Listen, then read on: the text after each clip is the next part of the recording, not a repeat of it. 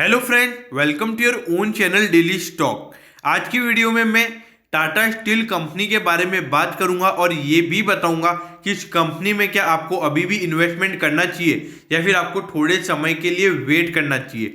तो इसके लिए आप प्लीज़ वीडियो को एंड तक जरूर देखिएगा। और अगर अभी तक आपने हमारे चैनल को सब्सक्राइब नहीं किया है तो प्लीज़ आप हमारे चैनल को जरूर सब्सक्राइब कर दीजिएगा, क्योंकि इससे जो हमारी नई वीडियो होगी उसका नोटिफिकेशन आपको मिल जाएगा और आप कोई भी नई वीडियो को मिस नहीं कर पाओगे। तो इसके लिए आप प्लीज़ चैनल को सब्सक्राइब जरूर कर दीजिएगा। तो सबसे पहले हम ये जानेंगे कि टाटा स्टील कंपनी क्या काम करती है, क्योंकि इसके फंडामेंटल्स तो हम बाद में जान ही लेंगे, लेकिन ये कंपनी क्या काम करती है इसको जानना भी बहुत ज़रूरी है।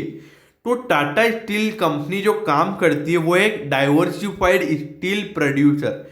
अब आप में से बहुत सारे लोगों को स्टील का मतलब नहीं पता होगा। अब स्टील का मतलब होता है इस्पात। क्या होता है हिंदी में हम इसको बोलते हैं इस्पात, जो कि बनता है आयरन। आयरन यानी कि लोहा, लोहे और कार्बन के मिक्सचर के साथ निकल कर आता है स्टील, जिसको हम बोलते हैं इस्पात। तो कंपनी क्या काम करती है? कंपनी इस्पात को प्रोड्यूस करती है, मतलब कंपनी बनाती है और ये रॉ मटेरियल्स भी बनाती है और उसके फिनिशिंग ऑपरेशन का भी ये काम करती है। तो क्या काम करती है कंपनी? कंपनी इस्पात या स्टील को बनाने का काम करती है और उसको बेचने का काम करती है कंपनी। तो ये तो हमको पता पड़ गया कि कंपनी क्या काम करती है। लेकिन अगर हमको मार्केट में किसी भी शेयर में इन्वेस्टमेंट करना है तो उसके लिए सबसे पहले जरूरी है उसके फंडामेंटल। तो अब हम देखते हैं कंपनी के फंडामेंटल कि क्या कंपनी के फंडामेंटल्स अच्छे हैं या नहीं। अब देखिए, ये एक टाटा स्टील का वो शेयर है जो कि अभी इतना खासा महंगा नहीं हुआ है, क्योंकि आप इसकी मार्केट कैप में आप देख सकते हो लगभग 55,000 करोड़ की इसकी मार्केट कैपिटलाइजेशन है, जो कि एक इंडिकेशन है कि भले इसका मार्केट कैप एक तरीके से लार्ज कैप में तो आ ही गया है, लेकिन यहाँ पर भी एक मतलब जो टाटा ग्रुप के जो हर शेयर हैं वो लगभग 1 लाख करोड़ की मार्केट कैप वाले शेयर हैं, जबकि टाटा स्टील में अभी भी 55,000 करोड़ की ही मार्केट कैप नजर आ रही है। तो ये भी एक बात हो जाती है कि शेयर में आपको इन्वेस्टमेंट करना बनता है। अब अगर मैं कंपनी के पी रेशियो की बात करूं तो कंपनी का पी रेशियो निकल कर आता है 8.67। यही अगर मैं जबकि इंडस्ट्री का पीई देखूं तो वो निकल कर आता है 10.88। तो इंडस्ट्री के मुकाबले आपको ये लगभग 1.5% डिस्काउंट पे मिल रहा है। तो ये भी एक बढ़िया बात है। 1.5% नहीं, सॉरी 15% आपको ये डिस्काउंट पे मिल रहा है इंडस्ट्री के मुकाबले अगर मैं आपको बात करूँ तो देखिए शेयर इतना भागा हुआ भी नहीं है, एक अच्छे वैल्यूएशन पे मिल रहा है। मेन बात ये है कि अगर आप इसकी बुक वैल्यू देखोगे तो बुक वैल्यू निकल कर आती है 661 रुपीज, और जबकि इसका जो प्राइस टू बुक रेशियो है वो सिर्फ 0.74 निकल कर आता है। तो यहां पर आपको दोनों तरफ से ये इंडिकेशन हो गया कि शेयर खासा अंडर वैल्यूड है और जितना इसका वैल्यूएशन मार्केट में होना चाहिए उतना नहीं है और ये अभी कम है।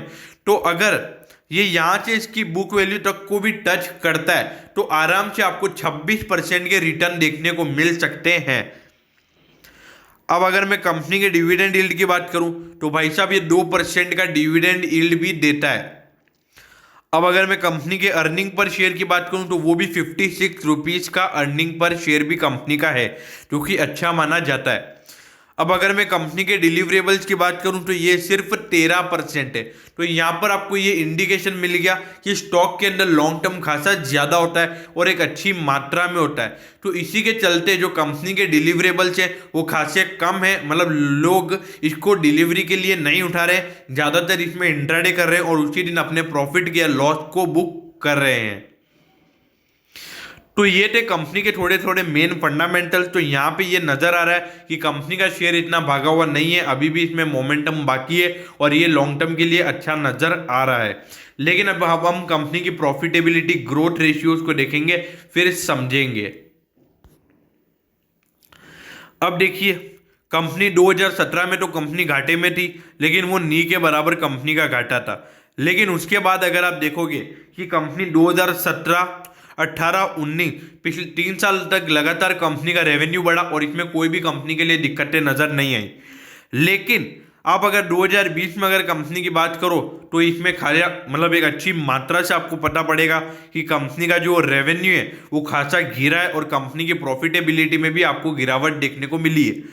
जो कंपनी की प्रॉफिटेबिलिटी है उसको हम बोलते हैं बॉटम लाइन और जो कंपनी के रेवेन्यूज है उनको हम बोलते हैं टॉप लाइन। तो यहां पर आप देखिए, ये देखिए, एक सेकेंड, सॉरी, एक सेकेंड ना, ये देखिए आप यहां पर आप देखिए ये कंपनी का जो चार्ट है वो गिरता हुआ नजर आ रहा है। तो इसलिए अगर देखा जाए तो मेरे ख्याल से शेयर को अंडर वैल्यूड होने का कारण ये हो सकता है क्योंकि कंपनी की प्रॉफिटेबिलिटी खासी गिरी है और मेन बात तो क्या है कि प्रॉफिट भी कंपनी का नी के बराबर ही हुआ है। इसको तो मैं खैर आपको एक्चुअल फिगर्स के साथ समझाऊंगा। अब देखिए, अब मैं कंपनी की अगर शेयर होल्डिंग पैटर्न की बात करूं तो देखिए प्रमोटर होल्डिंग लगभग सिर्फ 34% ही है, जो कि इसको अनअट्रैक्टिव बनाता है। क्योंकि अगर देखिए जैसे अगर बैंकिंग स्टॉक्स होते हैं तो उनकी प्रमोटर होल्डिंग कम होती है, लेकिन अगर यहाँ पे टाटा स्टील जैसे इतने बड़े टाटा ग्रुप के शेयर की प्रमोटर होल्डिंग सिर्फ 34% है। 34% जो कि कंपनी के जो मेन ओनर्स होते हैं उनके पास कंपनी की प्रमोटर होल्डिंग होती है, तो उनकी सिर्फ 34% की होल्डिंग ही यहाँ पे है। तो इसलिए मैं बोलूंगा कि ये थोड़ा अच्छा मेरे को नहीं लग रहा है और ये एक अनअट्रैक्टिव है। क्योंकि अगर जिस कंपनी के अंदर प्रमोटर होल्डिंग कम होती है तो उनको पता होता है, कंपनी के ओनर्स को पता होता है कि कंपनी का आगे जाके इतना स्कोप नहीं है, कंपनी के धंधे में इतना ग्रोथ नहीं है आगे फ्यूचर में। और इसके बाद अगर मैं कंपनी के म्यूचुअल फंड होल्डिंग की बात करूं तो देखिए 13% की होल्डिंग म्यूचुअल फंड के पास भी है। और अगर मैं डीआईआई की बात करूं तो डीआईआई के पास भी लगभग 30% की होल्डिंग पड़ी हुई है और एफआईआई के पास भी लगभग 11% की होल्डिंग इसके अंदर पड़ी हुई है। तो देखिए होल्डिंग तो बड़े लोगों के पास तो जम के पड़ी हुई है, लेकिन मेरा यहाँ पर प्रमोटर होल्डिंग लगभग 40% से तो ज़्यादा होना ही चाहिए था। अब इसकी अगर मैं अदर पार्टीज की बात करूं, मतलब आपके और मेरे जैसे छोटे मोटे रिटेल इन्वेस्टर्स की अगर मैं बात करूं तो उनके पास 25% का होल्डिंग पड़ा हुआ है। तो यहां पर एक संकेत है क्योंकि ये शेयर जो है वो मतलब मेन तो रिटेल इन्वेस्टर्स के थ्रू चलता है, तो रिटेल इन्वेस्टर्स के थ्रू ही इसमें आपको अंडर वैल्यूएशन भी नजर आ रहा है। अब इसका मेन बात ये कि प्रमोटर ने अपनी होल्डिंग को प्लेज तक करवाया हुआ है, मतलब 1% की होल्डिंग को लगभग प्लेज किया गया है। अब इस कंपनी का 1% भी अगर आप देखिए 55,000 करोड़ का कंपनी का मार्केट कैप, जो 1% निकल कर आता है लगभग 550 करोड़ रुपए का। तो देखिए 550 करोड़ की कंपनी ने शेयर को प्लेज किया हुआ है, मतलब कंपनी को वर्किंग कैपिटल की रिक्वायरमेंट है, तो उसी के चलते कंपनी ने शेयर को प्लेज किया होगा, क्योंकि अधिकतर कंपनी उसके लिए अपने शेयर्स को प्लेज करती है। तो देखिए जो कंपनी का शेयर होल्डिंग पैटर्न है वो खासा अनअट्रैक्टिव है और ये नजर आ रहा है कि कंपनी में थोड़ा फ्यूचर में ग्रोथ इतना नहीं है। अब ये देखिए, अब मैं आपको एक्चुअल फिगर्स के साथ समझाता हूं। 2018 में आप कंपनी की टोटल इनकम देखिए 1,33,065 करोड़। उसके बाद वो बढ़कर मतलब लगभग 26,000 करोड़ बढ़कर वो हो गया 1,59,089 करोड़। तो यहां पर वो 26,000 करोड़ की आपको बढ़ोतरी देखने को मिल गई, लेकिन यहां पर आपको कंपनी के इनकम में ही 18,000 करोड़ की गिरावट देखने को मिली है। तो इसी के चलते मेरे ख्याल से ये धंधा थोड़ा चौपट हो गया है और यहाँ पर एक नजर आ रही है बहुत भारी डिफॉल्ट वाला ये मतलब एक गिरावट है, क्योंकि 15% की गिरावट एक अच्छी खासी गिरावट मानी जाती है। लेकिन आप एंड में देखोगे कि कंपनी के जो एक्सपेंसेस है वो भी थोड़े मतलब नी के बराबर ही है, तो मतलब पिछले साल के मुकाबले तो एक्सपेंसेस कम भी हैं। लेकिन एट दी एंड अगर आप इंटरेस्ट पेमेंट को देखोगे तो ऑल्दो वो भी पिछले साल के मुकाबले तो वो तो फिर भी एक बार सही है, लेकिन पिछले साल के मुकाबले थोड़ा सा गिरा जरूर है। लेकिन एक तरीके से मैं ये भी बोलूंगा कि इंटरेस्ट पेमेंट भी खासा ज्यादा है, लेकिन वो तो मैं आपको जब exact debt to equity ratio बताऊंगा तभी एक अच्छे से आपको उसका स्टेटमेंट दे पाऊंगा। तो देखिए कंपनी का जो टोटल इनकम है उसमें एक अच्छी गिरावट होने के बाद आप देख सकते हो कि कंपनी का नेट प्रॉफिट खासा कम निकल कर आया है। लेकिन आप ये देखिए कंपनी के शेयर में आपको इतनी अंडर वैल्यूएशन क्यों नजर आ रही है, क्योंकि देखिए मार्च 2018 में कंपनी ने 17,000 करोड़ का प्रॉफिट कमाया, फिर उसके बाद 100% ईयर ऑन ईयर डिक्लाइन देखने को मिला वहां पे। आप देखिए क्योंकि 17 का आधा देख लिए तो 8,950 करोड़ के लगभग कंपनी का प्रॉफिट आया और इस बार तो कंपनी का जो नेट प्रॉफिट की अगर मैं बात करूं तो 400% गिरा है। तो यहाँ पर एक नजर आ रहा है कि कंपनी का जो धंधा है वो धीरे धीरे मार्केट शेयर कम हो रहा है, कंपनी की प्रॉफिटेबिलिटी कम हो रही है, क्योंकि 2000 करोड़ का प्रॉफिट खासा कम होता है एज कंपेयर टू 18,000 करोड़ के। तो ये एक नजर आ रहा है कि इसी के चलते जो कंपनी का जो शेयर है वो एक अंडर वैल्यूड शेयर है। अब ये देखिए आप कंपनी का अर्निंग पर शेयर, जैसे कि अगर कंपनी की अर्निंग हर साल कम हो रही है, कंपनी की अर्निंग में भी आपको हर साल कंटिन्यूसली गिरावट देखने को मिलेगी, तो सीधी सी बात है कि कंपनी के अर्निंग पर शेयर में भी आपको गिरावट देखने को मिलेगी। लेकिन यहां पर भी आप देखिए हर साल लगभग minimum 100% year on year decline देखने को मिला ही है। तो ये भी एक नजर आ रहा है कि कंपनी खासा पुअर परफॉर्म कर रही है, और धीरे धीरे जो प्रमोटर होल्डिंग है कंपनी की वो उसने भी एक संकेत दे दिया था कि इस बिजनेस में लॉन्ग टर्म के लिए ग्रोथ नजर नहीं आ रही है। अब अगर मैं कंपनी की बुक वैल्यू की बात करूं तो यही एक चीज है जो कि इसको पॉजिटिव बना रहा है, और एक थोड़ा सा एक फैक्टर ये बन रहा है कि शेयर में आपको इन्वेस्टमेंट करना चाहिए, क्योंकि देखिए बुक वैल्यू हर साल बढ़ रही है और एक अच्छे परसेंटेज के साथ बढ़ती हुई नजर आ रही है। हर साल आपको बुक वैल्यू में 10% का ईयर ऑन ईयर ग्रोथ देखने को मिल रहा है। तो कंपनी की बुक वैल्यू में तो कोई दिक्कत वाली बात है नहीं है। तो ये यहाँ पर एक ये संकेत है कि कंपनी की लाइबिलिटीज में कंपनी को कोई दिक्कतें नहीं है। कंपनी एक ऐसी सिचुएशन पे, क्योंकि अगर लाइबिलिटीज अगर कंटिन्यूसली एक अच्छी खासी बढ़ती है तो उस केस में बुक वैल्यू में गिरावट देखने को मिलती है। तो कंपनी की बुक वैल्यू तो एक स्ट्रॉन्ग है, वही इंडिकेशन है कि कंपनी बुक में खासी स्ट्रॉन्ग पोजीशन पे खड़ी है। अब ये देखिए कंपनी का जो मार्जिन परसेंटेज है, ग्रॉस प्रॉफिट मार्जिन परसेंटेज 18 में 17% था, फिर 19 में हो गया वो 19%, फिर उसके बाद वो फिर से 13% हो गया। तो देखिए अब इसमें भी आपको 6% की गिरावट देखने को मिली है। और अगर मैं परसेंटेज वाइज बात करूं तो परसेंटेज वाइज 30% की गिरावट यहाँ पे आपको देखने को मिली है। तो देखिए यहाँ पर भी आपको एक कंटिन्यूसली गिरावट देखने को मिल रही है। और अगर फिर मैं ऑपरेटिंग मार्जिन परसेंटेज की बात करूं तो इसकी तो आप बात ही छोड़िए, इसमें तो आपको 100% ईयर ऑन ईयर डिक्लाइन देखने को मिला है। डिक्लाइन मतलब गिरावट। अब अगर मैं कंपनी के नेट प्रॉफिट मार्जिन परसेंटेज की बात करूं तो ये तो सिर्फ 0.70% निकल कर आता है। इसका मतलब ये हो गया कि अगर कंपनी 100 रुपए का कोई माल बेच रही है तो उसके ऊपर सिर्फ 70 पैसे का कंपनी को मुनाफा हो रहा है। तो ये देखिए कंपनी खासे पुअर परफॉर्मेंस पे आ गई है। और ये भी एक नजर आ रहा है कि कंपनी की जो प्रॉफिटेबिलिटी है, जो कंपनी का प्रॉफिट मार्जिन है, उसमें भी गिरावट हो गई होती हुई नजर आ रही है। और जिस तरीके से कंपनी का नेट प्रॉफिट आपको हर साल गिरता हुआ दिख रहा है, तो वहां पर भी एक संकेत मिल रहा है कि कंपनी धीरे धीरे कहीं लॉस में ना आ जाए, कहीं लॉस रिपोर्ट करने ना लग जाए। अब देखिए कंपनी की अगर मैं रिटर्न ऑन इक्विटी परसेंटेज की बात करूं तो कंपनी का रिटर्न ऑन इक्विटी परसेंटेज सिर्फ 2% का है, जबकि आप पिछले 2 साल का देखोगे 18-19 में, जबकि वो फिर भी रीजनेबली ओके था। लेकिन हर साल एक भयंकर गिरावट उसमें भी देखने को मिल रही है। तो देखिए अभी करंट इन्फ्लेशन का जो रेट चल रहा है वो लगभग 6% चल रहा है। तो उसके मुकाबले अगर सिर्फ इसका रिटर्न ऑन इक्विटी 2% रहेगा तो आप बताइए इस शेयर का प्राइस अंडर वैल्यूड रहेगा या नहीं रहेगा। तो देखिए एक का जो अंडर वैल्यूएशन है वो एक मेरे ख्याल से सही भी है, क्योंकि कंपनी की सिर्फ बुक वैल्यू अच्छी है, बाकी सब चीजें इसकी नेगेटिविटी शो कर रही है। अब आप देखिए आरओसी को देखिए, कंपनी का आरओसी भी आपको पिछले साल के मुकाबले खासा गिरा है। अगर पिछले साल के मुकाबले में बात करूं तो 120% का आपको आरओसी में भी डिक्लाइन देखने को मिला है।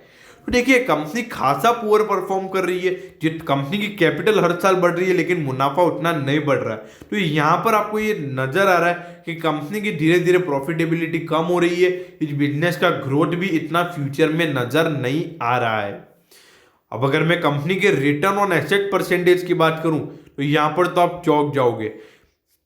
पहले कंपनी का 6% के लगभग था, फिर 50% ईयर ऑन ईयर डिक्लाइन देखने को मिला, फिर उसके बाद तो यहाँ पर आपको 400% का ईयर ऑन ईयर डिक्लाइन देखने को मिल गया। सिर्फ 0.62% का रिटर्न ऑन एसेट यहाँ पर कंपनी को देखने को मिल रहा है। तो ये भी एक नेगेटिव बात है, क्योंकि आप देखिए कंपनी खासा पूरा परफॉर्म कर रही है। कंपनी के पास जितने एसेट्स हैं, कितना कैपिटल है, उसके मुकाबले जितना प्रॉफिट कंपनी जनरेट करनी चाहिए उतना प्रॉफिट वो जनरेट नहीं कर पा रही है। अब ये देखिए, मैंने आपको क्या बोला कि देखिए कंपनी के 2018 में तो कंपनी की लिक्विडिटी पोजीशन भी खासी अच्छी थी, 1.22।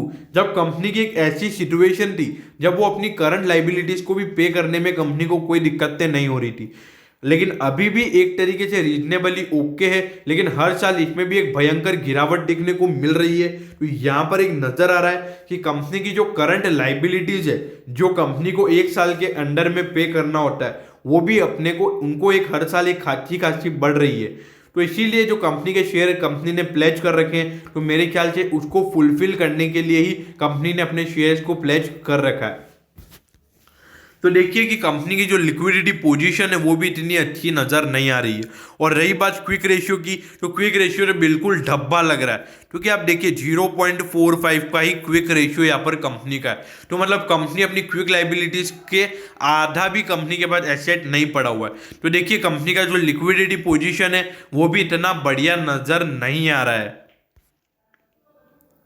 अब ये देखिए, अगर आप कंपनी के डेट टू इक्विटी रेशियो को देखोगे, जो कि मतलब एक तरीके से इतना भी ज़्यादा नहीं है, लेकिन इसमें भी एक दिक्कत वाली बात ये है, देखिए अगर 2018 में था 1.51, उसके बाद हो गया 1.37, तो वहां पर एक थोड़ी सी एक राहत वाली बात थी, लेकिन आज इस बार फिर से बढ़कर हो गया 1.59। तो कंपनी का डेट भी हर साल बढ़ रहा है, और मेरे ख्याल से जो कंपनी का हर साल डेट बढ़ रहा है, उसी के हिसाब से कंपनी की जो एट दी एंड प्रॉफिटेबिलिटी है उसमें आपको एक इतना मतलब गिरावट देखने को मिली है, क्योंकि हर साल कंपनी लगभग 7-8 हजार करोड़ का इंटरेस्ट पेमेंट करती है। तो देखिए इसीलिए मैं हमेशा बोलता हूं कि जिस कंपनी का डेट ज़्यादा होता है, या फिर उनका मतलब डेट इक्विटी से भी ज़्यादा होता है, तो उन कंपनियों में आपको निवेश करने के लिए बहुत सोचकर आपको निवेश करना चाहिए। तो इसीलिए इसका डेट टू इक्विटी भी हर साल बढ़ रहा है, तो ये भी एक कंपनी के लिए दिक्कत वाली बात है। अब अगर मैं इनके कवरेज रेशियो की बात करूं, तो कवरेज रेशियो में भी भयंकर गिरावट है। आप देखिए सिर्फ पिछले साल 3.06 था, और इस बार वो हो गया 1.44। तो यहाँ पर भी आपको ये संकेत मिल गया कि कंपनी के जो हर साल इंटरेस्ट कवरेज, मतलब जितना कंपनी कमा रही है उसका सिर्फ इतना ही इंटरेस्ट पेमेंट कर पाएगी। अगर यहाँ से कंपनी की नेट प्रॉफिट है और गिरती है और कंपनी का डेट कम नहीं होता है, तो कंपनी के लिए दिक्कत वाली बात हो सकती है, और कंपनी घाटे में भी आ सकती है। अब रही बात एट दी एंड कि शेयर में आपको इन्वेस्टमेंट करना है या नहीं, देखिए मैंने आपको सारे फैक्टर्स बता दिए।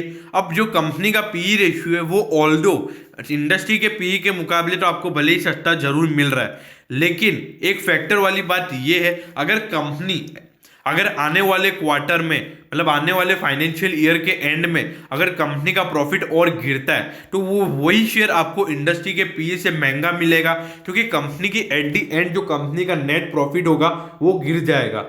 तो इसलिए मेरे ख्याल से आपको थोड़ा सा इस कंपनी में इन्वेस्टमेंट करने के लिए सोचना चाहिए, क्योंकि कंपनी अगर देखें तो फंडामेंटली इतनी बढ़िया नज़र नहीं आ रही है। देखिए बुक वैल्यू के मुकाबले ऐसा लग रहा है कि कंपनी का जो शेयर है वो अंडर वैल्यूड है, लेकिन अगर कंपनी के धीरे धीरे कंपनी की प्रॉफिटेबिलिटी कम होती जाएगी, तो धीरे धीरे आपको फ्यूचर में बुक वैल्यू में भी गिरावट देखने को मिलेगी। तो इसीलिए मेरे ख्याल से इस शेयर में आपको इन्वेस्टमेंट करने के लिए मतलब एक तरीके से देखा जाए नहीं करना चाहिए।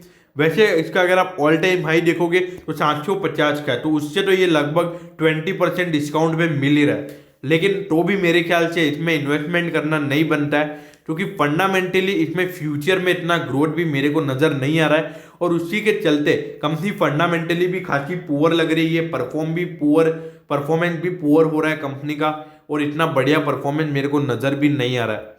देखिए कुछ कंपनीज होती है जिसके पुअर परफॉर्मेंस के अंदर हमको उनमें इन्वेस्टमेंट करना पड़ता है, लेकिन यहाँ पर वो नहीं हो रहा है। यहाँ पर दिक्कत वाली बात ये है कि इनका धंधा ही स्टील का है, ये कभी भी आप महंगे नहीं बेच सकते, क्योंकि आप ये कॉमोडिटी हो गई एक तरीके की। मतलब इसका शेयर कभी ऊपर, मतलब स्टील की रेट कभी ऊपर होगी कभी कम होगी, मतलब इसमें आपको एक स्टेबल कंडीशन दिखेगा। इस शेयर में आपको सोच रहे हो कि लॉन्ग टर्म इन्वेस्टमेंट में आपको एक अच्छा खासा मुनाफा होगा, मेरे ख्याल से हो जाएगा। इन्फ्लेशन के मुकाबले शेयर की रेट भी बाद में आपको 1000 रुपये होते हुए दिखेगी, लेकिन एक वर्थ नहीं होगा। मतलब कंपनी में उतना मेरे को अभी ग्रोथ नजर नहीं आ रहा है, तो मेरे ख्याल से इस शेयर में आपको इन्वेस्टमेंट नहीं करना चाहिए। क्योंकि कंपनी खासी फंडामेंटली मेरे को पुअर लग रही है। ओके, मैं बहुत ज़्यादा बार बोल गया तो मेरे ख्याल से अब मैं ये नहीं बोलता हूँ, बट एट दी एंड इस कंपनी में आपको इन्वेस्टमेंट नहीं करना चाहिए। अब मैं होप करता हूँ कि आपको टाटा स्टील के एनालिसिस अच्छे से समझ में आया होगा, और अगर आपको एनालिसिस अच्छा लगा हो तो प्लीज़ आप कमेंट सेक्शन में ज़रूर बताइएगा। और अगर आपको किसी और शेयर का एनालिसिस भी चाहिए हो तो आप उसके रिगार्डिंग भी कमेंट कर सकते हो। और अगर आपको वीडियो अच्छी लगी हो तो प्लीज़ आप वीडियो को लाइक कर दीजिए और अपने दोस्तों के साथ शेयर कीजिए, ताकि मुझे मोटिवेशन मिले कि मैं आपके लिए और ऐसी वीडियो ला सकूं। Okay, thank you.